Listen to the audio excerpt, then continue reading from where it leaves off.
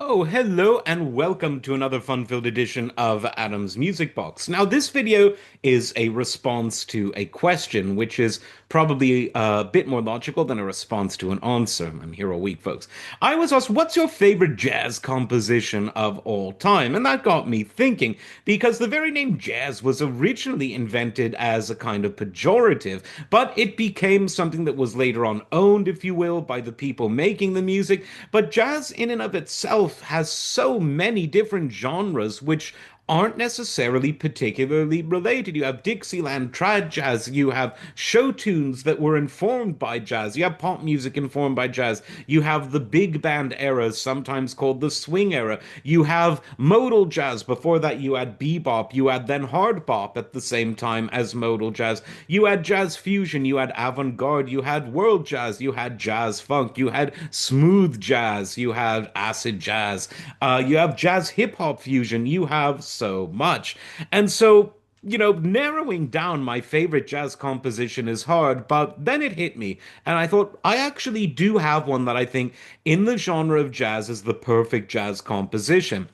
And interestingly, it sits pretty much right smack dab in the middle of jazz. If you want to trace its roots to sort of pre-1920s and maybe it's sort of more contemporary forms to the late 20th century jazz fusion and jazz later on jazz hip hop stuff.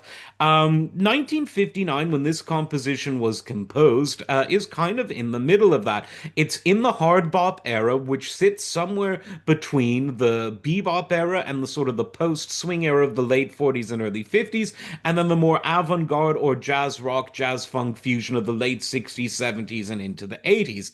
The composition was written by a very, very fine tenor saxophonist, Benny Golson, and it appeared first on an album on which he played, the Art Blakey and the Jazz Messengers album from 1959, or 58 rather, sometimes referred to as Monin.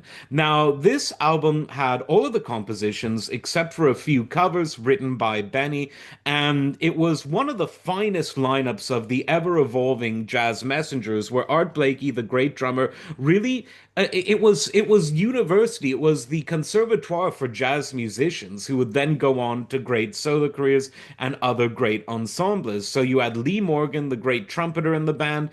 You had, of course, Benny Golson, like I said, writing most of the music and playing tenor.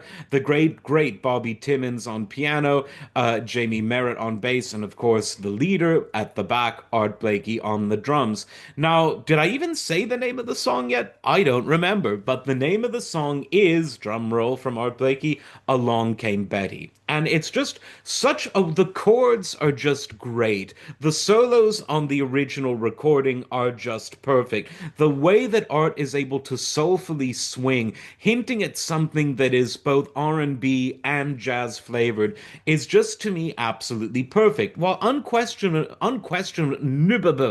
not able to say the word, unquestionably jazz. There are definitely soulful influences that you can hear, as is par for the course in a lot of hard bop music. And I would say that because of its chord structure, because of this original arrangement that introduced people to the that introduced the world rather to the song, it really is, for me personally, my favorite jazz composition of all time. Can't call it a song, it's instrumental, but there you go.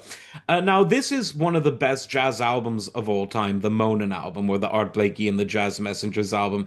And it really set the tone for contemporary acoustic jazz, if you ask me, perhaps better than any album before or since. So check out the album and listen to the song Along Came Betty. Just the perfect composition in jazz, if you ask me.